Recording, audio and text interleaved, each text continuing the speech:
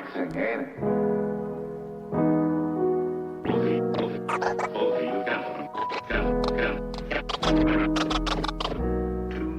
People watch me every night. Have that very hard will you bring me a drink, please? Yeah, not a problem, man. Oh, Chad. Didn't see yous over there. Welcome back to another episode of Wayde's World. Proudly brought to you by Wayde himself, in accordance to the truth. Now everything said is based on individual experience or individual research. So thank you all for coming on and tuning on in. So from here on out, let's open the door to the next episode. Welcome to Wayde's World.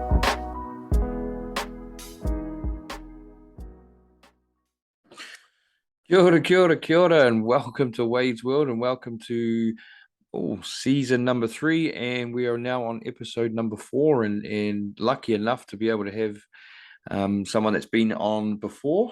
And we're catching up with some chat that we're doing. Obviously, if you are seeing on the video, you can see who is sitting right in front of me at the moment, having this chat. So we'll throw it straight over, bro. They've only heard from you not too long ago, bro. So give them your name, and you probably don't need to give them such a rundown, because I must say, and I must throw this in here, bro, that 3 or 4 weeks after still doing this podcast, people are still coming to me talking about that podcast that we've done. So I'm sure people know who I'm talking about now.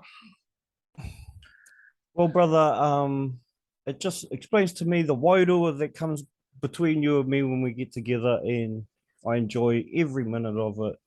My name's Corey. You can see on my screen there, Corey Cobra, which is my old rapping name. So if anyone wants to Google any of my old school stuff, you can. But cheer, brother. I appreciate that, and shout out to everyone out there. We won't do the formalities as much as what we did last time, but shout out to all your ancestors. Shout out to everything that brought us here, and on this very special day to have this corridor. And so thank you all for listening. Thank you to the brother for allowing me this time on your show again. It's a primo show, and I've been telling everyone about it too, and people are loving it, and happy always to be here, cuz. So what are we talking about, bro? Oh, we're talking about whatever comes flying straight at us, bro. You know how we go. It sort of starts off in one direction and goes 50,000 other directions. So, that's the entanglement. It's a beautiful thing. Yeah, it is. It's the quantum entanglement that they're all talking about. It's all this energy that's swirling around, that's entangling with everything. There's so much going on in one sort of place and one time at the moment that, fuck, I think to stay on top of it, you've really got to start digging, don't you? Yeah, or you're just going to be cruising around in the darkness, basically. That's the thing, Māori. And I don't always like to come back to Māori stuff, but Māori didn't have a sense of good or evil. There was only basically knowing or unknowing, basically the dark or the light. So those are the two options in life, I suppose. So in terms of quantum entanglement, personally, I'd like to start off with I suppose their attempts at establishing quantum language in our reality via law documents. If it's always a boring topic for some, but I can show you how it will come together into ancient corridors. So if you would allow me, sir, to share my screen. Go hard, brother, go hard. We'll start off with this one. We'll start off with this one, which is the Wakaputanga. And we talked about it a little bit on last time of our corridor, but I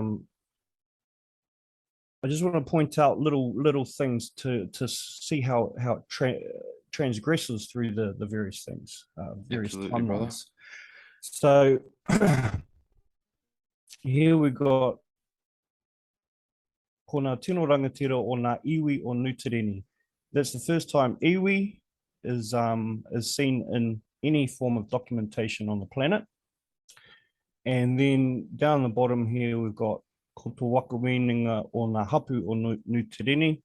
So that's the first creation of the entity of the corporation, possibly is maybe a way to describe it, of that, so that the other corporations in the world knew how to deal with us.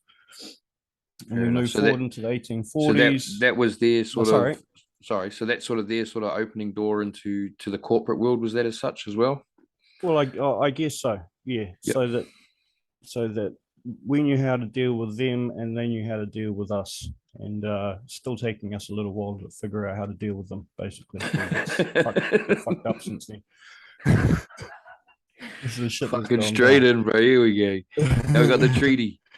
We got the treaty 5 years later. Apparently the last one wasn't good enough. And here is where, well, a new sovereign comes in between there, old Queen Vic. When was she coronated? She was. I don't know the exact date, but I think it was only 2 or 3 years after we signed the document in 1835. So it would be. It'll be somewhere between, say, 37 and 39, I would say. Yeah. I'm sure she was young too, wasn't she? She was about 19, wasn't she? She was only a baby. A baby, and she kept on having babies ever since that time, basically, and left the running of the realm to her husband until he passed, and then she wore black ever since. And then that's why marriage wear black all the time too. At Tangi, so. So the treaty, we know about these ones, but the ones that I want to go into are the ones that people don't really talk to too much, and that's this one here, which is the 1841 Privy Council Writ. And now these are what proper documents look like when they come from, Victoria. Unfortunately, I don't have close copies of, better copies of these versions. I think they all sit in Westminster Abbey or wherever they keep them. Oh, they're probably, the Crown's probably got them under lock and key, don't they? Yeah. And I just want to say big thanks to the people that have allowed me to use the information and stuff that I share with you all today. A big shout out to them, and I'll just say big shout out to Tauranga Moana. Out of all of the places around, Tauranga Moana is definitely one of the best times to go and learn about this stuff. Good to hear. So 1841, sorry.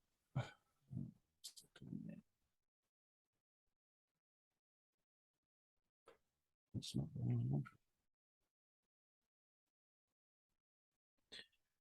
So just for anyone out there that's listening to the audio right now, we're just bringing up the documents, and if you want to jump on to the visuals, which is up on Rumble, you'll be able to find it all there. So you can come and have a look at these documents that Corey is producing.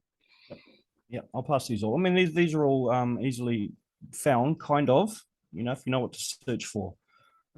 Basically. I've found here is where. Sorry.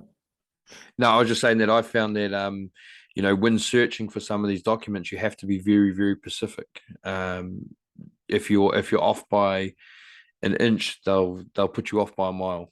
Yeah, completely. Yep. You need to know your dates. You need to keywords are good. Like if you remember the keywords, and the keywords in this document are interestingly New Ulster, New Munster, and New Leinster. But I'll get onto that very quickly. So this is the first document that sets out here under islands adjacent thereto and lying between the 34th latitude and the 166th degree. So this is where they're mapping the new colony of New Zealand. The treaty didn't have that. Whakaputanga didn't have that. And basically this is setting in stone the territory of Nutireni. And now, actually, if I just go back to 1835 interpretation, we the sovereigns of peoples of new territory. Now, this is something that has been told to me from someone, that Tireni isn't actually a transliteration of New Zealand, it's actually a transliteration of new territory or new terrain. And it's not until the treaty where New Zealand is actually included in that. So is New Zealand actually a transliteration of New Tereni? Could be, just to throw us all off there. Could be, couldn't it? Could be. Well, I don't understand how, if we go to 1841 here, where they're describing that the Northern Island, the Middle Island, and Stewart Island shall henceforth be designated and known as New Ulster, New Munster, and New Leinster. Now, these are all colonies in Northern Ireland, English colonies in Northern Ireland, Ulster, Munster, and Leinster, which is an interesting corridor. So, why did the Queen all of us, she calling it Irish things, why the connection there to Ireland? And then in 1856 comes. That'll be because obviously, if we look at the Irish history, you probably look at the Irish history and see a lot of comparisons to the Māori history too. The way that they were sort of enslaved as such, and their lands were taken from them as well. And I don't mean like our history's identical or anything. I mean just sort of like the outcomes of what the British have done to the world, I guess, as such. Well, yeah, they've the art of conquering, I suppose. I don't know if they've taken any of it from Sun Tzu. I'm not a big I haven't completely read The Art of War. I probably should have, but conquering is always done in stages, and they've been doing it over and over again. Even going right back to Noah's time, probably, basically. Yeah. Even further back. Well, that's where it becomes a big, obviously that's where you can see where they've used these tactics all over every country that they've colonized as such along the way, that all tactics seem to be the same, and like you said, is what is it? The Art of War, which I carry it's about a pocket-sized book that sits in my pocket pretty much all the time. So that there, like I say to most people, is once you actually sit down and read that, it shows you exactly what happened. It gives you a basic plan, and you can see from connecting the dots from the book to what's actually happened in the world. You can see the picture of what's been done. So going back to the connection of the Celtic, because Celtics are traditionally from Ireland, and then even going back further, they were the Gaelic, and then there's links to the Galileans in Israel there, with that name, and all of these megalithic structures around the world that have these connections. And we're told in New Zealand that there was nothing here in our, it was a fresh country. There was no evidence of people being here, except the rat has been here for 3,000 years. But anyway. Good old rat. What I'm trying to get at is it describes a much deeper esoteric story within even legal and law documents that describe that they are trying to tamper and change quantum reality. Hey. Yes. Yeah, 100%. 100%. Everything that they're doing with their and it comes down to writings, because once you actually write something down, then you're sort of writing it into fruition, I guess. And I wonder if that's why a lot of people's used oral traditions more so than writing, because writing, yeah, can be.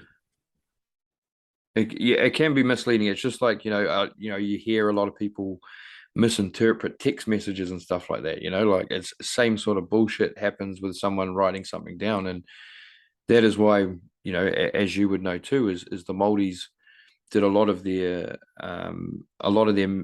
meetings and their deals and their laws and stuff were done face to face, so they could look the person in the eye and tell if they were lying or not. Exactly. And even when Tohunga taught new acolytes into the whare wānangas, the protocols were so strict that if you stuffed up one whakapapa, when you were reciting whakapapas, you could be killed for stuffing up that stuff, because it was so pertinent to remember Who you correctly, were. and yeah, and not rely on a phone, or my phone's invisible. It's pretty cool. Right. There we go. But yeah, you're like exactly what you're saying. You're 100% right. But it's a way that, that's how they remembered everything.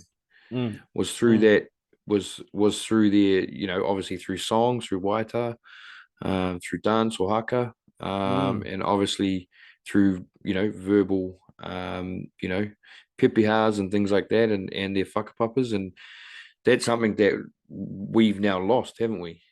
Have you seen the Songs of Waitaha? Yes, book? I have. Yeah. I haven't seen the whole book yet. I've seen bits of it. Yeah, I've seen a copy and I've held one in my Yep. hands. But one of the songs in there goes for like 3 days. Yeah, 2.5 days or 3 days. Yeah, something like that. Yeah, And that's the whole history of them, apparently. yeah, which is amazing. Which is The reason why we know that is because of Pākehā whala, they respected him so much that they told him this stuff so that he could publish it in this book. Yep. And this fellow was going on about the Celtic connection to New Zealand. So why were the Waitaha so okay with this fellow who was blabbing on about Celtic connections in New Zealand? Yeah, and then bringing him in to write the book. It's I'm just going to say this now while we're here, as we're getting into this, just for anyone out there, we're not actually here trying to tear Māori history apart. We're not trying to tear it down. We're not trying to destroy any of our own history. What we're on the journey of doing is finding out our true history. Like, we know there was people here before. There's enough things around, or whether it be Māori that were here this long. It's what we're trying to find, and to anyone out there that does think that we're here trying to disrespect any whakapapa or anything like that, it's completely you're assuming the wrong thing. We're actually doing this to enhance New Zealand's history rather than suppress it. So yeah, we're not segregating either. We're not segregating. Oh, that's Maori history. We're not segregating. Oh, that's Polynesian history. This is human history in general. Yeah, 100%. And that's what's been kept from us. Yeah.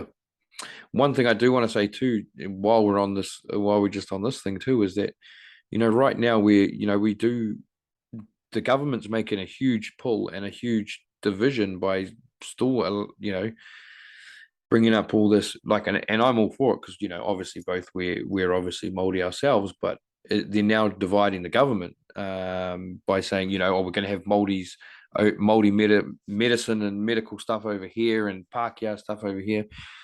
When in reality, bro, like everyone that's standing up for, and I'm just going to be honest here, everyone that's standing up for Māori rights, just like me and you do too, we're Pākehā as well. My last name's Bond. Yeah, my last name's Freeman. Yeah. But it's just Bonds and Freemans. Yeah. So the thing is, we just have to get to this point where we like you said, is to work together in order to find out what the fuck New Zealand, where we came from. Obviously we've got a very good identification about where we came from. But I guess, how do I put it? It'd be more about like why we came here or what we were coming here for, and like how long we've actually been here, because that's really it. Our history didn't start in 1840 or 1835 when those documents were signed. Our history with the British started then, not our history as such. So that's what we're digging for. That's what we're digging for. And we're not, yeah. We are here to step on toes, I suppose. Yep. But it's the just right part toes. of it. Yeah, it's the part of the way, bro? Part of the way. Part of the way. Yeah.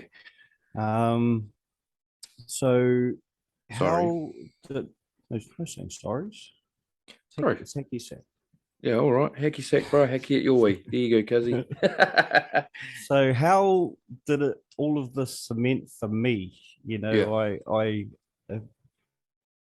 have had such a crazy journey with this, which can only lead me in one direction and cement this in stone, in fucking stone for me.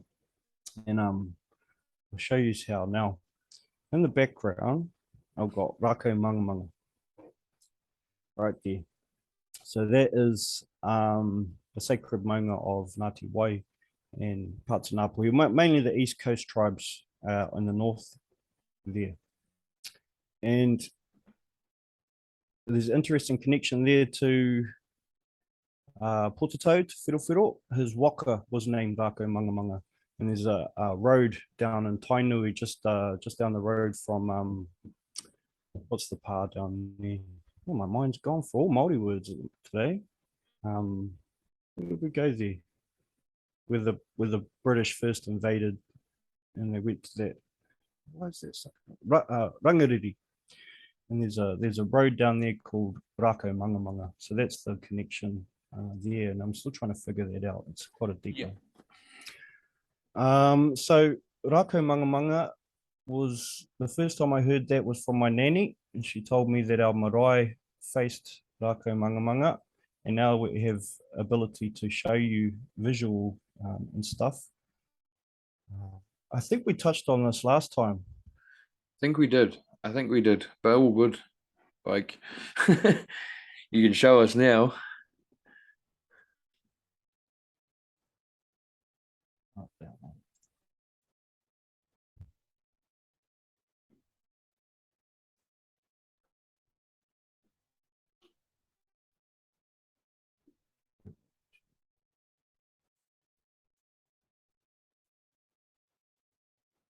So Rako Mangamanga's up the top here. Whangarei's just down south a little bit, but my marae here is here in Whananaki. It's called Whakapaumahara.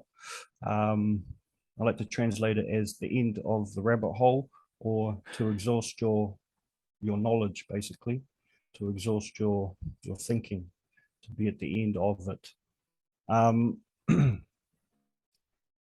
So she told me that it always faced Rako Mangamanga. So I tested it on Google, and yep, sure enough, it does. And if we bring it back south, it goes to Ruapehu. And I'm sure the bro knows this 8-pointed situation here. The old 8-pointed star, eh, bro? I think the most the old 8-pointed star there, yep. Or the Star of Isis, or what's some other names of it? Who else have used it? I think the Knights of the Royal Garter have it for their one. I was watching a movie last night. Eddie Min, he was wearing one. But this northern line here is what is quite interesting, because on each point of, especially coming through here in Auckland here, and you and I have both been there at the top of Silverdale. Oh yeah, there's that one at North Head. Oh yeah, sorry, yep. But the one in Silverdale is ones that people can go and see easily. They're just sitting right outside the medical centre, right at the lights there, just as you come off, come past Peck and Save, you come off. It's Whangaparo Road, isn't it? On the corner of Silverdale and Whangaparo Road, I think it is. Yeah, that'll be it. Yep. There's about three massive boulders there, and there was 12. I think there was. Okay. Wonder where they've moved. And they've been moved because where that medical center is where they were found. So they're slightly off center, well, off where they're supposed to be, but they're close enough. Yeah. So those are ones that people can go and see now if you're interested. And go and touch them because you can easily touch them. But there's a little bit of a ridge just by the lights there, which is the highest point. I believe that's where they would have been originally. Oh, yes. Feels pretty powerful up there. You'll easily be able to see it. But what was pointed out to me there is last time when I was coming through, well, not last time, one of the times when I was heading down to Wellington for the protest, the Brofest or whatever it was. Fucking professionals. Some lady like just rung my phone out of the blue. That kind of happens kind of often. And she's like, you have to meet me on the way down coming through Auckland. I was like, okay. So I met her at KFC in Silverdale. For some reason I always meet people there. Yeah, but you've always got those certain places that you always meet people at. Hey. And it's just, Yep. And you never ever go there for any other reason. Like I've never eaten at that KFC. I just always end up meeting people there. Mine's normally Key Street McDonald's. I don't eat McDonald's. Fuck, I haven't been there for years. Yeah, I don't eat McDonald's. Nah. Sorry. Carry on. Right. So she met me and she was a beautiful middle class Pākehā lady and worried about her kids and that sort of thing, blah blah blah, getting the vax, blah blah blah. And she was like, I've got to show you something. And she took me around just down the road a little bit from the KFC where they were building this massive complex. And she's like, this is where Bill Gates is building his new AI center. I know. Yes. Yeah, correct. In Silverdale. Yes. In Silverdale. Yeah. And she showed me this fucking place. And it's huge. It fucking goes all the way into the ground. Yeah, it goes right down to the ground too. And it's all got security guards. And it's not finished yet, but it's like full high security and stuff there now. So it's another reason they put their technology and stuff on these sacred sites. When I was up in Hikurangi there, if you have a look on that map again, and just above Gisborne, that line going through there, I think it was pretty much bang on around there. I think we're up a maunga at New Year's. A lot more detail to that story, but the detail to that's called it. I don't want to know about that one. Was the whānau that I was with, they told me that they were up the top of this maunga and that they could actually hear conversations coming from all over the world coming to this sacred maunga because they'd built, their 5G towers and that kind of stuff on, that it was so amplified that they could actually hear people having conversations on the other side of the world. And it was so distorted within the quantum realm, Yeah. I was like, fuck, man, what are they up to? It's what happens when they start playing with frequencies and energy, bro. You don't know what you're going to get. And that's like half of these people don't even know what they're going to get either. No. Like, yeah, anyway. But yeah, the frequencies is a huge thing. It's massive. So obviously now that you've seen up at Silverdale, now you've seen what's happening up there. I always knew it was going on up there. So just to explain everyone what you did see, or what that you were looking at, was he's pretty much found what it is a data farm. It's just a massive 5-acre data farm that is there in order to run the smart cities. They need all this. They need these big data farms in order to control everything. Like that's why they needed obviously the faster internet, so they can literally try and control things instantly. So same thing as around the world. Obviously the social credit system, same bullshit. We all know that. Through it in China, this is just another way of controlling us as well. So, but why New Zealand, bro? Why here? I have a theory behind that. And I believe that it's we talk about a pole shift, we talk about a shift of energy and flipping of energy. The fact is that if this is 100% fact and we do have a pole shift and we do flip, which, obviously we've had cataclysms before that point to a pole shift. But if or when it does, New Zealand will be one of the only countries out there that will actually gain land rather than lose land. So we'll have places like Zealandia, as they call it at the moment, coming back to the surface, where all these other, from what I understand and what I've seen anyway, a lot of these other places, like you're going to get rivers, bigger rivers and that, and pretty much oceans in Africa again. You're going to split. California is going to split off from the side of America. Florida is going to go underwater.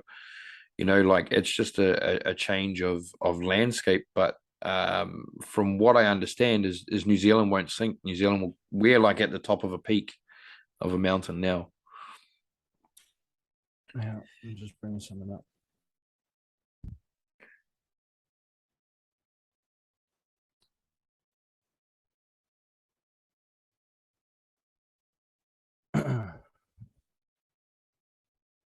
And we go back in now.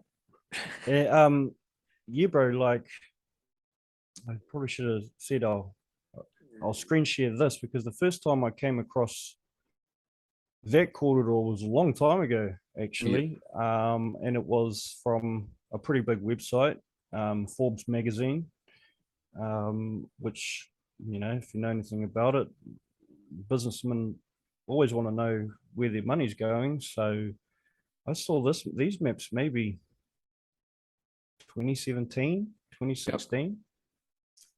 And fucking cookies. And I don't know if other people have seen them, and they're describing exactly what you're saying. And so there's the States. Have you seen this before? Yeah. Not this, obviously not this exact one, but something very similar. Yeah. Well, yeah, 2017. Yeah, I wasn't too far off. Was when this came out, and they're talking about the Billionaire Bunkers, basically. So what are we talking here? We're talking 5-6 years ago now. Yeah, the Billionaire Bunkers. And the bunkers are being built in New Zealand. And we can come down here to. Is my audio is not stuffing out as I'm doing. No, you're right. You're all good, bro. Plus, I'll edit it all up anyway, bro. So you're all right. There's Africa, Saudi Arabia somehow still sticking around. Yeah, but see that to me, like when you show me a map like that, and I know for the people on the audio out there, you're not getting a visual of this map, but it's literally what it looks like is like Africa's turned into like the center of it, where Chad and Nigeria are, and Libya are a floating island now, really, aren't they? And then like you have Congo's gone, Sudan's gone, Algeria gone. Where else we got down there? Somewhere else. Part of Libya's gone. Tanzania completely underwater. Cyprus underwater. Greece underwater. Jordan underwater. Madagascar's about half the size. Zimbabwe quarter gone. It's 3 main islands, know, and that main Sahara Desert over there in Mali and Algeria. Well, they say that was all underwater at one point in time anyway. Which explains the sand. Which explains the sand. Yeah. So what are we saying here? That this was Atlantis, really? If you really look at it, as we were talking about, the concentric circles of a landmass. And they say that, the scientists say we all came from Africa at one point anyway. Well, boom, there it is. And it's kind of right in front of you, isn't it? Yeah. And what was once, so shall be again. And they say that we came from about that Yemen area down. Is it Yemen down to just above Kenya there as well? And some Somalia, not Somalia. Was that Somalia there? No, it's not Somalia. Oh, well, Ethiopia. Kenya. There's the Red Sea there. That's Saudi. The what is it? The Suma and what do they call them? Those the Anunnakis and all of them are all from Iran and Iraq at the top there. So there was the flood. And was that before the pyramids were built? Yes. Is that Yes. yes? I would say, ooh, half and half on that one. Yeah. Well, I think the pyramids are like the pyramids that are in Egypt now. I don't think are the originals for some reason. I just don't. nah. I think they've been fixed up or made to look a little bit cleaner than they are. I think they've been through. I think they've been through many lifetimes. In all Yeah. honesty, yeah, Yeah. Yeah. yeah. I agree. Just like every other ancient stone fucking place we've got on the planet, basically, there's Uh, hundreds of yeah. thousands of years of And I think fucking property. the Egyptians were sort of like the last ones to figure out how it all worked. I Kind of. reckon the Egyptians were just like the survivors of whatever happened after this. Yes. Um, you know, after that Atlantis empire, everything was forgotten. Still, bits were retained, but then there was definitely an effort to destroy that corridor. But the Egyptians were kind of the ones that were just had been able to retain it and were able to retain the laws. Because if you go into biblical teachings, the pharaohs and that were the start of order, I suppose, in a crazy world. But Again, yeah, and then made to look bad too as well. I guess, hey, yeah, that's that, probably one of the things that shits me the most. Them making out that they were all bad because not everyone's all bad. It's just well, history now. what is bad and good? It's just Yep. getting us to Again. where we're at now. Yep. You know. We had to go through all these steps in life for me and you to exist. Mm-hmm. Mm-hmm. You So know, we and detracted there a little bit. Sorry sorry, to carry on. New Zealand. It's Africa. What's this one? It's Wi-Fi internet. My fiber still didn't get connected. Oh, Oh, as per great. Not going to usual. be able to see New Zealand. Yeah, there's New Zealand there anyway. It'll get Just there. Can we just see leave it it? there, let it load. Yeah, It'll, just let it it'll load. get there eventually. But yeah, that's exactly the map that's exactly what that's what I've been told picture wise in my head. That's the picture I have in my head of what it used to be. Mm, mm. Because And it's if funny. you, Oh, sorry. yep, It's no, funny in the lower South Island. It's funny that there's Aboriginals found, wasn't there? well, they found all the way down to the Auckland Islands. Yeah. You know, they So found all the Auckland Islands. Can you see my pointer there? yeah, They're yeah, like halfway down there. between fucking Stewart Island and Antarctic. You know, and So there were Moriori found on that. yep. So again, it's like, well, fuck. If these people were here, then obviously there was people here before. And you can Well, see the direct connection right there. Like you can't doubt that you can literally walk from Australia to New Zealand. Like it's going to take a true, while. true, It's going to take a while, but just start walking. true. That that's where what's his name split the sea, didn't he? Right there, look. Yeah, and Tasmania's got the closest flora and fauna to New Zealand as Yep. well compared to Australia. And if we just overlay that map again with this one, if we just try and follow that northwestern sort of path, goes up to it follows that line all the way up it anyway, that Yep. magnetic strong point up to New Caledonia and the Marshall Islands and that up there. So And that's Marshall when I Islands a showed whole nother fuck you. around. That's when I showed you the map that I had drawn. Remember when you showed me that the original time, and I showed you that Yeah. I'd drawn the map. Yeah. And then obviously when you've got there, like on that map that you've just shown everyone, that center points in Topor there, and that's when it makes a direction and actually goes straight down the middle of the South Island. From Topor on, Oh, okay. which Topor's because Topor's gate 11 in the Earth chakras. Yep. Topor's it's our closest gate to the rest of the world, really. So that's where all our energy is combined, and that's why I just happen to be about 300 meters from Lake Taupo right now. So is that the significance to New Zealand? Is that why they're moving a lot of this stuff here? Yeah, is it? I just believe it's because we're going to get more land, because everything else is going to be like, in order for those things to happen in Africa, in order for those things to happen in the Americas, it's literally going to have to be flooded. The Great Flood, you know. You're going to have to flood the lands, and then obviously the water recedes to its natural lie after that. So it's very possible we're standing on Atlantis right now too. Yeah. Yeah. You know, and they're telling us that we're out there looking for it and we got to find it, and they don't know where it is. Well, the easiest place also to hide it is in plain sight. Ask the Masons, they'll know. Yeah, they'll know. But then with their stolen fucking knowledge, like, oh, don't you just love the half truths though? Sometimes, bro. Just The gonna half be honest truths with that one too. well, that's You know, those are the best ones, eh? Because the people that do the research on the Masons and only go, no, no, no, no, it's all bad, it's all bad, it's all bad, and then no, hang on, it's all stolen knowledge. Actually, it actually works. That's why they know. That's why they do what they do with it, because it works. yeah, they just gatekeep it with their With their gates. bullshit. They're good at building with their fucking hand signs and that stuff. And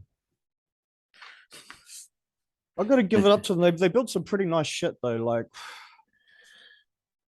I like Right, that architecture. Like yeah. I'll give them that. It's like if they really did build the world that we see today in terms of that, which you know, I'm coming to kind of terms with that. Um, it can't have been all bad. It can't have been all bad. Well, I just think that, you know, especially when you look to just like where we've come from like 1902, 1901, 1902, 1903 era, that is when it got really corrupted, and that's when stuff really started to you know, the Rothschilds, the Rockefellers, the fucking, you know, the Skull and Bones, the, you know, the Freemasons, the Illuminati. You've got all these little groups that have sort of been around in different periods of time, and they all sort of combined together at that early 1900 era, which is, from my sort of perception and what I've looked in it, is probably between 90 to 100 years after the reset.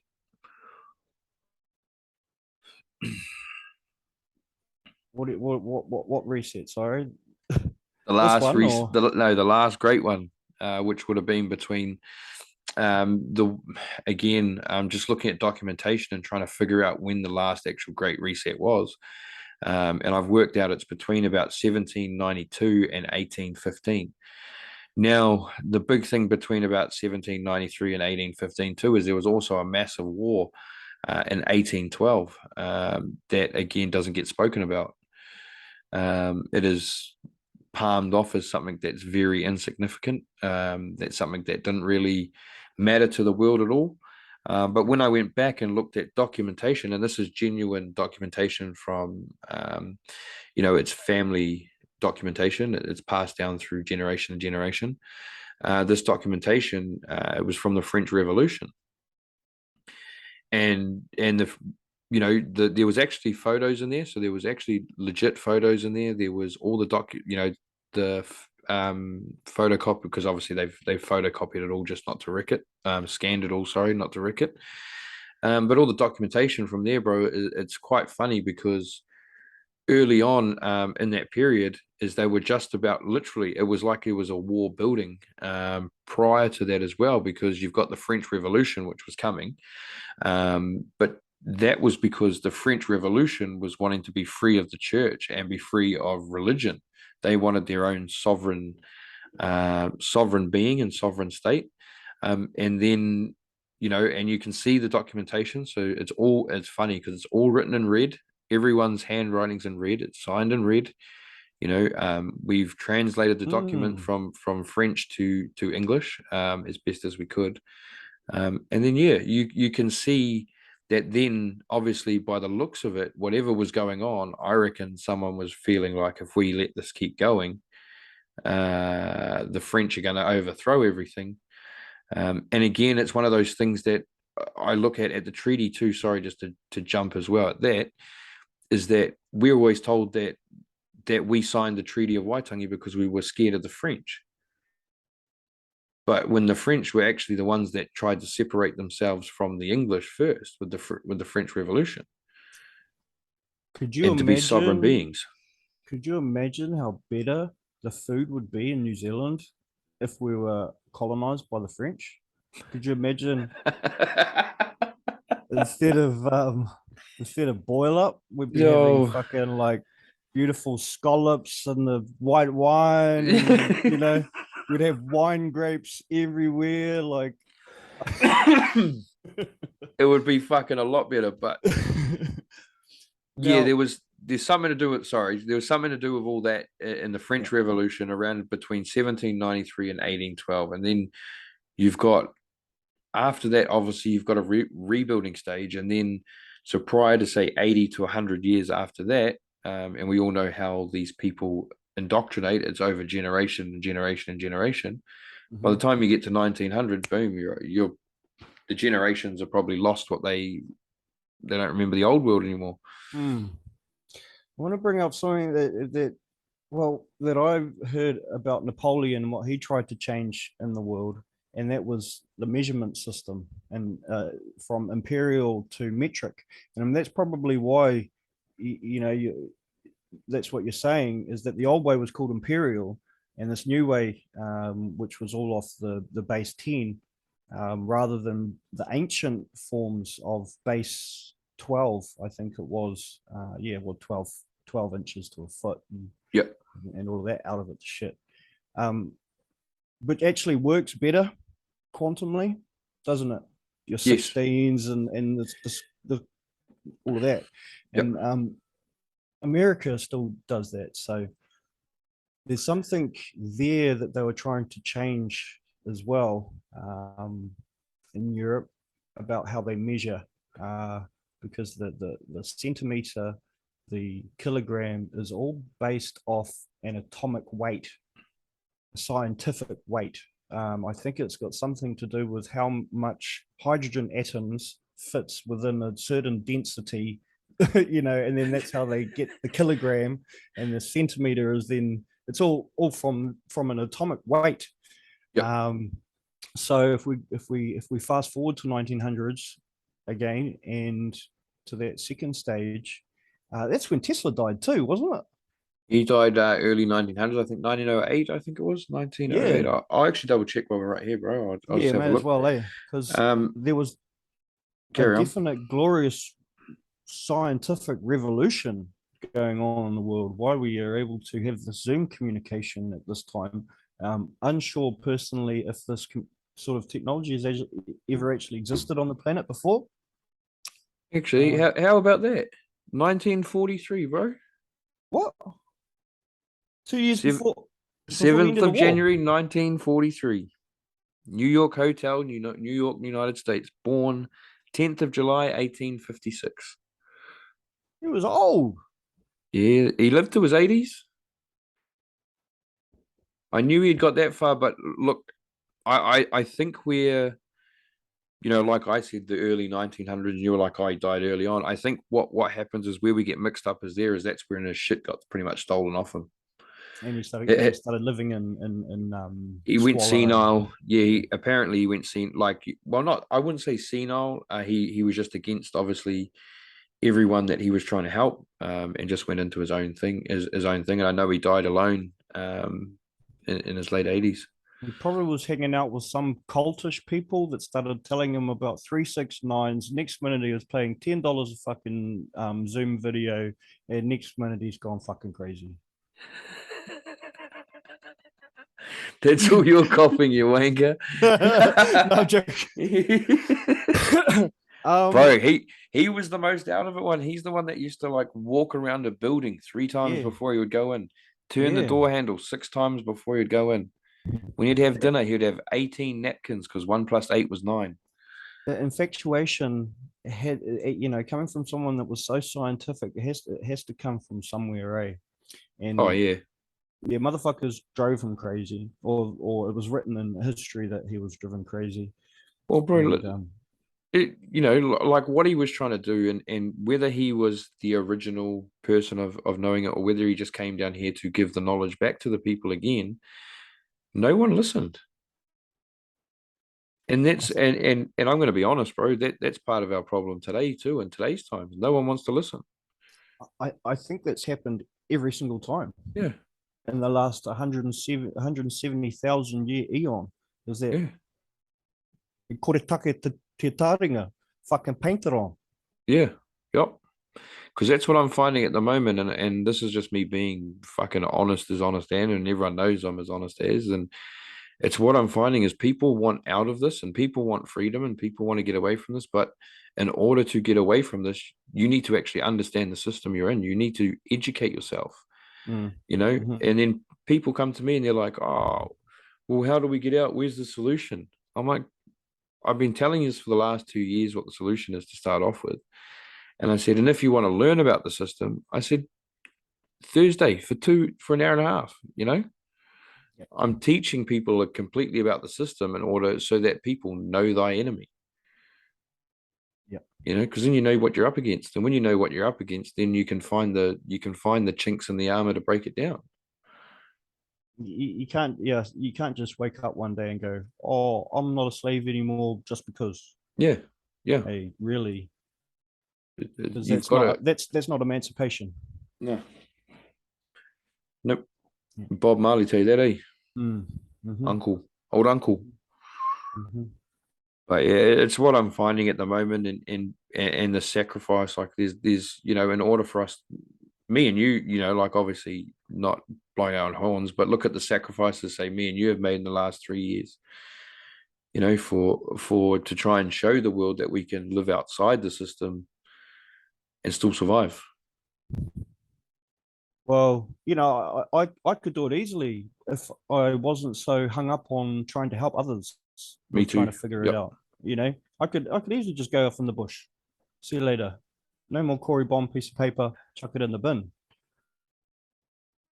But I can't do it leaving the system if people that I love or the people who want to actually, sorry, are struggling with it. Or maybe that's a cop out for me. I don't know. I'm not sure. Maybe I'm not 100% ready to leave the system as well because of the the things that I like about it as well, because it's not all negative. No, and I think you're right there too, and this is again the difference between Māori and Pākehā. Again, we're in a world that's not Māori, and we're in a world that's not Pākehā anymore. We're actually in a world that, in order for the British and the Māori to come together, we are technically, if you want to put it this way, we are a new race. We are a new race of people. That's what we are. And then if you look at the prophecies of the Rainbow Tribe from the Native Americans, or even some of the prophecies that came from some of our prophets down here, that the people came together, all shapes, sizes, colors, didn't care, and worked together. Well, and that's where, if we keep on segregating people like this, if we keep on titling people like this, we're going to keep on running into the same bureaucratic messes that England is struggling with at the moment, with people wanting to implement Sharia law into there. But it's happening in New Zealand right as we speak. That Māori bastardized version of tikanga is being implemented within co-governance structures within Jacinda's government at this time. It fucks me off because I pay rates, and my rates have just gone up last week by $500 a year, and a large chunk of that has gone up because of ward servicing fees, which is, from what I would gather, to be the new implementation of the 2 Māori seats that will sit on council up there, which will actually give, like, out of the 16 councillors on the board or whatever, it'll give like 6 of them to Māori just for a free fucking ride, basically. Yep. just getting voted because you're Māori. And did the ratepayers sign up for this? That's what I want to ask. You know, do my Pākehā brothers over? Did my Hindu homies over there that I go and buy my pie off at the dairy every morning? Does he know that he's paying extra $300 to rates to fucking give 2 more councillors salaries to not do their 40 hours a week? You know, and that's where we are continually falling over and over again. And that's where we have to come back to realizing our true histories here in this country. And if we can get that right here in this country, then hopefully that'll have a ripple effect for the rest of the world to go. We can't keep on calling ourselves this title. Yep. You know, no matter how much I'm all for keeping Māori culture alive, it can't be through legislation, man. Can't be through legislation. Needs to be through the ways of our old, through our heart. Yeah, bro. Yeah. Yeah. Now, quick change of subject while we're there, bro. Me. I went when was it? About 2-3 weeks ago now, probably. Between our last couple of interviews after we, you know, and coming up about, you know, we brought up obviously the Celtics and that earlier. I went and did what most people said that I wouldn't go do. Which was actually go down to Kaimanawa. I went down to that Kaimanawa wall with my own 2 eyes. Fuck the haters. And my camera. Yeah, literally. Like, you want to like, you know, you sit there and you want to talk shit and say that this is this and this is that. Well, I'll go down there and look at it for myself then, you know. We out here doing the shit. Yeah, we're out here doing the shit. Like, well, we're actually in training for something at the moment, aren't we? So that's is that secret, by the way? I say we probably won't say anything too much at the moment, but we're definitely going on an adventure to go find some. Well, I've been asking all the bros. Yeah, I've been asking all the bros. Do you want to come? Yeah, throw them all in there. The more of us, the better. That's the thing. Is at the end of the day. Especially all staunch cunts going, no, but the legislation stays this. Can't kick us out of here. Yeah. But what I'll say, bro, about the Kaimana wall, like it was mind blowing. In all honesty, you can see all the pictures you want of it on the computer and go, oh yeah, that's man made. But you walk up there and look at it with your own 2 eyes, and you're just like, you cannot tell me that's natural. There is no way. And I said to Jem at the time, because Jem was with me, she came down for the ride with me. You know, we'd driven in a gravel road through the middle of the Kaimanawa forest for at least 40 minutes before you're in the middle of buttfuck nowhere, you know. But I said to Jem, like, Jem actually walked up on top, right up on top of the what I would call it, the wall. Well, it's like a wall, and there's, you know, dirt or top or whatever on top of it, or whatever else is under there, up there, and the acoustics or whatever. Yeah, the acoustics from that area, like Jem was talking normally, and I could literally hear her like she was yelling, and I was like, "Man, you don't need to yell," and she's like, "I'm not." You know, I'm not. And that's the biggest thing that stood out to me out of, obviously, you know, the walls being cut. They're fucking dead flat. I'm about to put up a video in the next couple of days of everything I've now found in Topor too. So, which is literally down the road from where I am. But they're dead flat.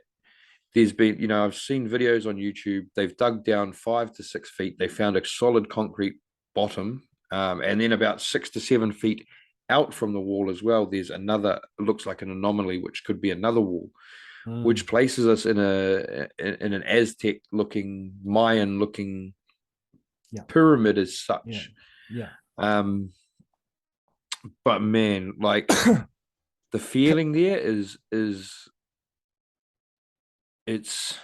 there's no, and you know, like, because obviously the Māoris, you know, we get the same thing. Oh, you shouldn't be going around our burial sites. They're our grave sites. They're our burial sites. Well, I can tell you now, the energy there is nothing but peaceful. Like there's no tapu, there's no negative energy, there's nothing about it. It kind of like asking you to look for more. Yeah, you know what I mean. that's the feeling I've had at every place that I've found. And I want to come back to acoustics later. Yep. Because that's a big tohu, a big sign. Definitely every place I've been to. I haven't been to Kaimanawa, and I'm slightly jealous, but it's what were we talking about? The Kaimana Wall. The acoustics. Oh, the feelings of the places are just beautiful. Yeah. And like, if I can describe it in one way, the fairies are literally going, "Cheer, bro, what are you up to? Fuck, are you trying to find us? Fucking mean, we've been waiting for you." Yeah. That's the feeling I get. Yep. And it's like a real urgent excitement, kind of, oh wow, what's up? And it's like a good anxiety. yeah, I've actually got that feeling on me now. It's the Yeah, same same. feeling that I've got. You know, I'm cold, but I'm not, and I've just got continual goosebumps all the time talking about it. Like fuck, like my hair is like I look like a fucking walrus or something. Oh, bro, it was amazing, bro, up there. Like honestly, bro, like to witness that with my own two eyes and to be like, all right, to look at it with the eyes that I can look with it now, say compared to people that are just going there to have a tourist look, it's just mind blowing. Like, it's such an experience to have. The video doesn't do it enough justice at all. At time, beeping. Anyway, yeah, bro. I can't wait to go there. Can't wait to go there with you. And you know, Kaimanawa was kind of only the tip of the iceberg. Because that's ones that we know that some of the things that I've heard about this country are wicked. Like I'm talking greenstone, Stonehenge and shit, you know, and from different people now that I've talked to who have no connection have told me the same things. And I'm like, wow, okay, well, it's, you know, it's getting pretty certain it's out there. So all of those are bubbling up, but coming back to the acoustics, my bro, because I'm so glad that you brought that up because I'd completely forgotten. And that's something I wanted to talk to you about because I was thinking about it when I was going for a walk today. Missouri, I live in Kaitaia. It's a very sacred spot where I ended up buying my house called Te Ahuahu. And across the river at the moment, there's a whānau that are planting trees and they've got their sounds pumping. And it sounds like they're like right next door, but they're probably fucking 200 meters away, 300 meters across the river, and there's trees in front of it, like in the way. But you can hear them clear as day. And I've noticed this anomaly 3 times now. Here in Kaitaia, which I didn't even realize it was at my house until today, you know, and I was kind of just putting 2s and 2s together. The other one was in Whananaki where my marae and that is, and the other one was in Wanganui where my marae is, where that big pyramid that I showed you is situated. Yeah, that's a big one, on the Wanganui River there, Yeah, I got a picture of it, and I'll chuck it up. Throw it up now for the people because throw it up. It's a mood. If you can tell me this isn't a pyramid, fuck. One thing, just while you're bringing that up, bro, I will fill you in about the Kaimana wall as well. Is the one thing I noticed around the wall, and this is what sparked my thoughts even more about what was going on, was that all the tree roots are actually out of the ground. So they grow on top of the ground, and then they sort of just dig the ends in.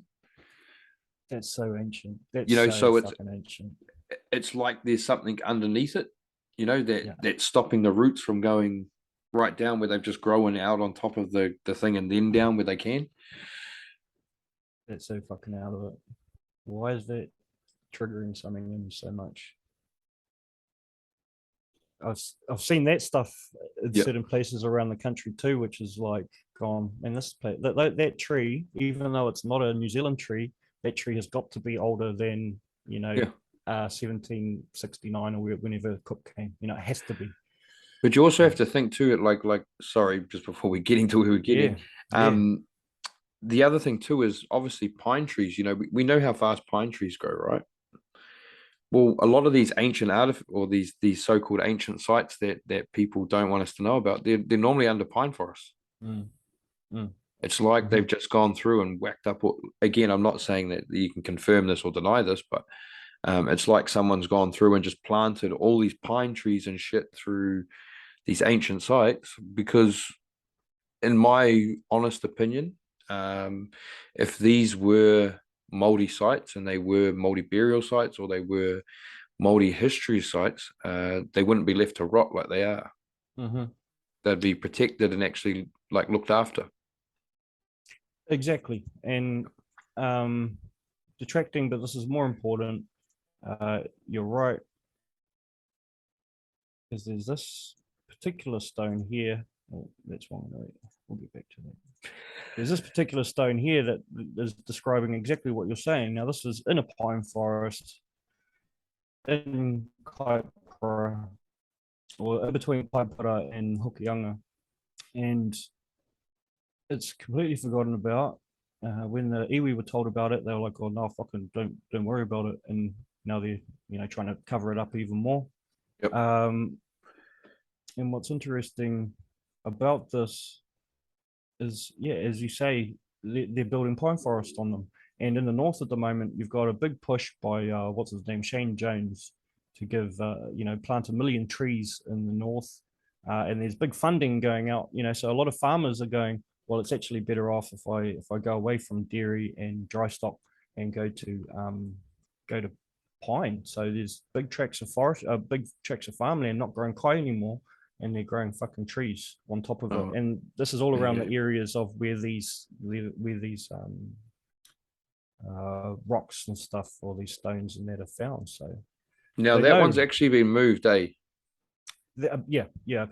Apparently it was flat. It was sitting flat at one point, and I've been up there, and definitely the same feeling that as you described. It's just this heightened excitement feeling, but it's not on the highest maunga. It's on a maunga that it's on top of a maunga, but all the other maungas kind of look down onto it.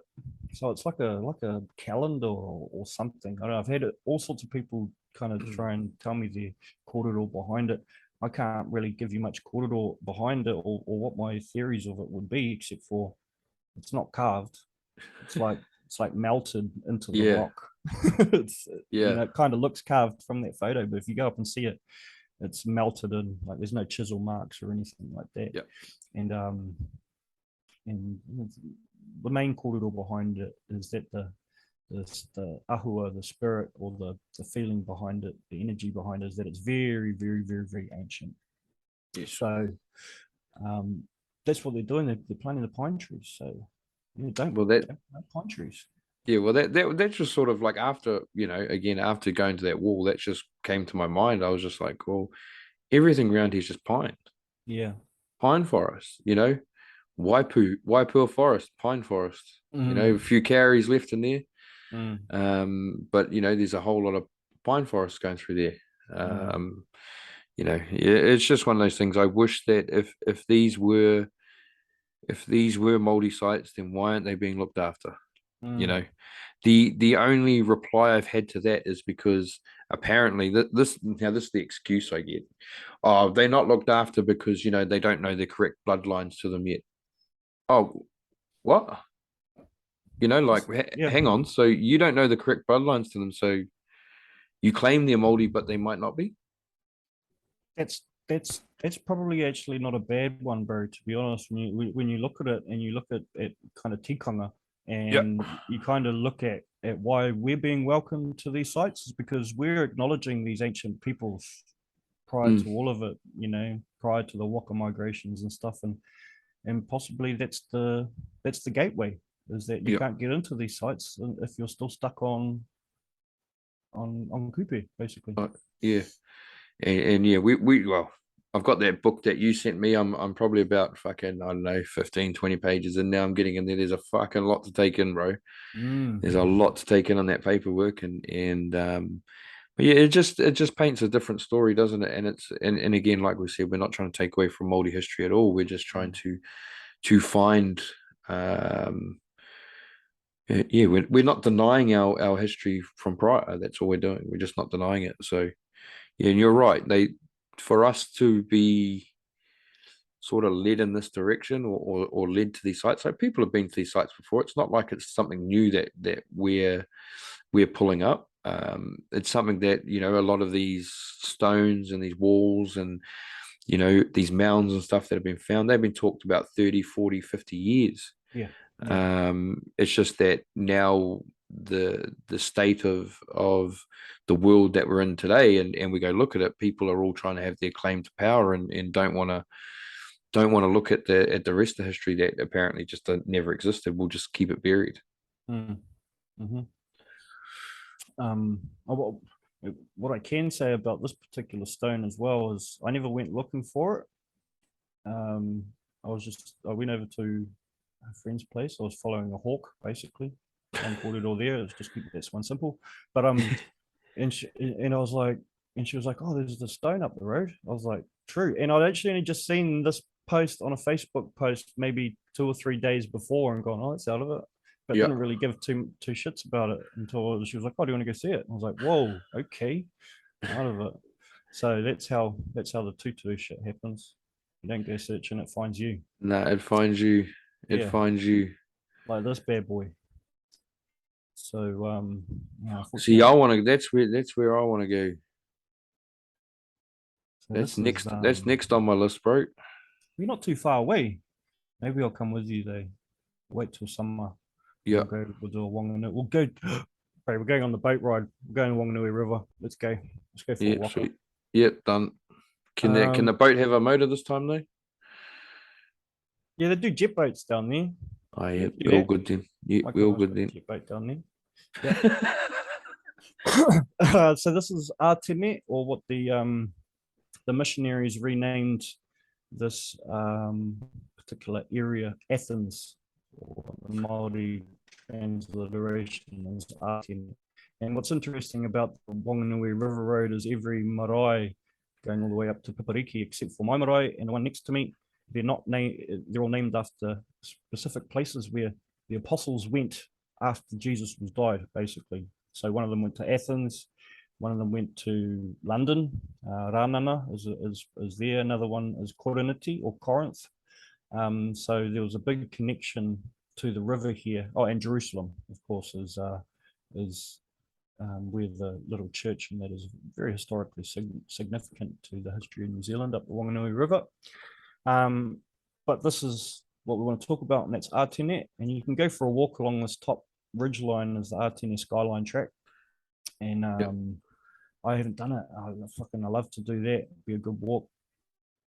And when I first seen this, and I got this picture from a DVD cover from my marae, it was like, unfortunately, woeful records of the mahi that they were doing back in the 90s regarding treaty claims and stuff like this. So there are geographical surveys done for that. And particularly, the government was quite interested in Artene, and I wonder why. Now, the ancient kōrero goes that the Wanganui River had a different route, and that it actually went round the whole mountain. I won't call it a pyramid yet until someone slapped, get my mouth slapped for saying the wrong thing. And it used to go round that and then down, and then my tupuna Tūmango, he rode his giant lizard and changed the path of the Wanganui River to its current flow today. But my cousins and that go hunting and that out there. Yep. One of my cousins, they're only like 14, but he's honestly the most big nuts follow you ever go hunting by himself. He's been driving since he was 8. Anyway, as a city boy, I'm like, whoa, these people exist, holy shit. But he was telling me how he found Egyptian tablets and stuff up there, when they're out hunting. Yeah, bro. Like he reckons there was a big massive stone, and in it were all these carved like hieroglyphs looking things. Nothing Maori. Well, they're still up there? Apparently. Like, yeah. It's just all the nannies and that are still around. They're going, no, you're not allowed to go up there. It's tapu. Oh well, all those nannies that tell me it's tapu are gonna be like, oh well, I work for the dark side anyway. I work for the dark in behalf of the light. So Double agents. Yeah. no, it's again, it's something that I would love to see. I'm not there to grave rob or to take any tablets away from there. It'd be more of taking photos and then going away and looking more into it from there on out. But yeah. My main theory on this place is that it's the entrance to the underworld. My cousin's done the track, and apparently there's all of these like boreholes, man-sized boreholes with ladders that just go thousands of feet into the actual earth along that skyline around it. So why were they so interested in this? I mean, the Wanganui River Road was one of the greatest feats of engineering in New Zealand as it is. And same with that skyline. Why were they doing these big, were they mines? Were they trying to find what materials are through there? I mean, the mountains here are basically fucking sand, to be honest. I've seen shells like in the mountains, like 30-40 meters up from the river. And it's like, well, obviously this whole place has been flooded for a time, and then a deposit has been left over the actual top of the rocks. And Wanganui's buzzy like that. There's heaps of buzzy. How long does that walk take? I think it's only about 9 hours. Oh yeah, so day trip. Yeah. It's a bit of a drive to that spot. Maybe an hour and a half from town and from Wanganui Township. Yeah, but you can also go. You can also go that. So that road goes all the way to Ratahi, pretty much up to where you are. Yep. Because I gotcha. Yeah, I gotcha. That river is fed from Ruapihu and that whole life force waterway. Around us. The teardrops of Ranginui basically is the way they're described. So. No, all good for now. That's fine. See, like when for anyone that's just, if you're just there listening to the audio again, for anyone that is just listening to the audio, like seeing that picture just there, bro, like that, you can't deny it by looking at that nearly, like. You remember we're all smoking canes outside at my marae down Wanganui, like couple of my cousins and a couple of my mates, and it was the first time I'd taken them onto the marae down there, and I was pretty proud, and it's pretty cool taking people onto maraes, and especially when it's not done enough in New Zealand. People should enjoy the feelings of maraes, but that's Māori fault. I don't blame Pākehā. So you were smoking canes, and then I was like going through some stuff, and I was like, "Bro, check that out." And all of us were all like, "Holy moly!" It pretty much just cemented us. Yeah, it's just cemented it all for us that like, what mission are we on here? And that's the breath of fresh air, oh, I'm looking at it with a different set of eyes now, and but the DVD wasn't in there, so I don't know. Someone had stolen the DVD. I just had the cover. Fuck, bro. Well, it's like just down in where I am at the moment, down around Taupo down here.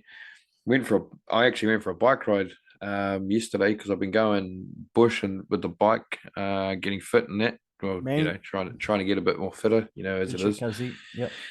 And bro, like this side I went to, like they were like, oh, there's all these massive rocks and that down there, and I was like, oh yeah, I'll go for a wander down there. And then I looked at it and I was like, bro, I've never seen rocks so fucking flat in my life. Like, you see, like honestly, like bro, straight up, like they've been cut with a handsaw. Where's your screen shares? Oh, now I'll get them up later. I haven't got any photos, bro, because I was just looking at them. Out of it. They're only about 5 or 10 minutes down. They're only about 5 or 6 minutes down the road, so I'll shoot down. I'm going to do like a proper video on them next couple of days anyway. But bro, there's this one bit that I was standing under, and me and Jim were standing under it, and I was looking up. It felt, the only way to explain it, bro, is I felt sick from it. because it felt like I was standing on my head. It felt like the world was upside down. Yep. Yep. Like I was like looking up this massive, Wow. like it's dead flat. Like it's fucking dead flat. And like you walk around the corner and it's like someone's easiest way to put it, bro, is someone's built like a tower with blocks Yep. and just pushed it one way and all the blocks falling down the hill. Yeah, like a And they're just dominoes. and it's just like someone's gone, yeah, they won't find it and pushed it over. Mm. And bro, but it just felt like I said, like I had to actually walk away from the wall because I was like, I feel like I'm standing on my head. Like it just felt like you were up the wrong way. That fucking makes sense too, because a big thing that I found, a lot of like little ritual spots of little mounds of stones that people have made, and I go around and kick them over. So yeah, Oh fuck, that would be was it you, wouldn't it? was it them destroying the stuff, or was it trying to hide? Go, oh fuck, look, they're taking all the knowledge. We better hide it. Well, again, we Yeah. don't know. Maybe they were, like you said, maybe people are going to come and steal the knowledge. So these people went, fuck, destroy what we can now. Mm. So they can't get it. Mm. Definitely a big possibility, but bro, it was just like you wait. I'll send you the video, bro. I'll make a video and I'll send it to you. And when you see it, you'll just be like, oh, like again, there's Mm. rocks that are like, like a right angles, like if triangle piece, and Yeah. like there's no way that can be cut that flat, like Have you ever cracked a rock? Like, have you ever tried out masonry or anything like that? yeah, I've done a little bit and I've cracked it, with those the big fucking Mm. rock nails, and I've Mm. seen, but these are like, and I know the cuts from there, but these are like Oh laser yeah, cut. yeah, yeah. Yeah, Well, yeah, it's two different things. understanding. Well, picking the stone, knowing exactly where that stone is from. Well, interestingly, when I was 16, I was a useless cunt, had no job, just got kicked out of school, and my uncle took me in, and I went and worked for him underneath his house. And what we were doing was pulling out bluestone out of underneath his house in Green Lane. And if anyone knows Auckland's just all like bluestone basically, or clay. And bluestone's one of the hardest. It's called onewa, sorry, in Maori, and it's one of the hardest stones in the country. And we were trying to pull it out underneath his house so we could build a granny flat for his nan. And we're leaving out these boulders. And yeah, we're using jackhammers and that kind of thing, but also, as you say, using the chisels. And it was definitely all about knowing that stone, knowing exactly the center of gravity of that Yes, stone. the center of mass. Yep, to be able to find its perfect cut stones, perfect fissures to crack it perfectly. And I a couple of times, when you did get it and you could see it and you found it and you did crack it, it was honestly one of the most out of it feelings, just to go and it would crack. And it just goes conk, Yeah, and it falls either side. Yeah. Yeah. So, the Freemasons were on stuff back in the day. I'm not going to call them Freemasons, actually. I'm going to call them just Masons, because those dudes were fucking on. Their mathematics, their geometrics, and what they were, and what they brought to the world in their temple building and mathematics on. Yeah, absolutely. Thank you for that. Yeah. And it wasn't until the corruption, I suppose, that the actual when people started joining that order who didn't even know how to swing a hammer, basically. That's when it all started fucking up. Yeah, when they around that time, obviously, earlier on too, but there's also two sides to masonry as well. Just you have like the eastern side and you have the western society side too. So you have a group of people that still believe in self, and finding thyself and blah blah blah, and then you have the Masons that lean on the King James version of the Bible too. So, and the other ones that I tend to find are the more corrupt ones, are the ones that have got the book in their hand. Yeah. I'd be interested to know what the different chapters or arches or whatever they're called, because I know in New Zealand we've got 4 specific, right? Say you've got the Irish, the Scottish, New Zealand, and then there's the Royal Arch chapter, which I've only just come about, and it seems to be one of the most influential ones, the Royal Arch chapter, and they're all about having the Queen in the background, the flags, and basically the Bible there throughout it all. Yep. And then you've got the ones that are more the eastern side of things, where religion doesn't really come into state at all. It's separate from state, where like everyone's free to have their own religious practice, but it's away from government and laws and religion. And I agree with that. I believe that religion, no Christianity, no Roman Catholics, no Hinduism, Buddhism should have anything to do with our laws. So it's not just one religion. I just believe that they need to stay out, and I agree with that. But this is sort of two different sides of the duality of the system too, and a lot of people still, and I guess it's what I said to you earlier about half researchers give you half truth, because like I've said it loud and clear that what people are saying about the Masons is true, but what people are saying about the Masons is incorrect as well. Like everything. Like everything. It's the same thing, either way we go about everything is there's two sides to every story. There's three, isn't there? There's their truth, our truth, and the truth. And the truth, Yep. But there's a lot going on there, isn't there, bro? And it just mixes with New Zealand at the moment, doesn't it? Yeah. Yep. Playing up with us big time. We're in a position of sort of mana around the world. Even though Jacinda's been going around trying to gather her fake mana around the world, but but really what that's doing is actually giving them whenua the recognition of what it really is. I mean, 5 years ago when I was playing Xbox online, people didn't know where New Zealand was, and now everybody's going, oh wow, Lord of the Rings. Thank you, Peter Jackson. Another fucking program there. Everyone's going to think Taranaka's Mount Doom in fucking 100 years. But hey, but just what you said on that, bro. What is depicted in that comes running around New Zealand? Short, fair-haired, orange-haired, green-eyed, and fairies. Yeah. So that's why I call myself an orc, because I'm from Auckland. An orc.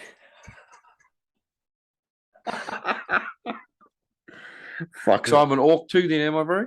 Well, there's a reason why they hired Maoris to play all the orcs in the movies. Well, Lawrence McQuarrie cracked it.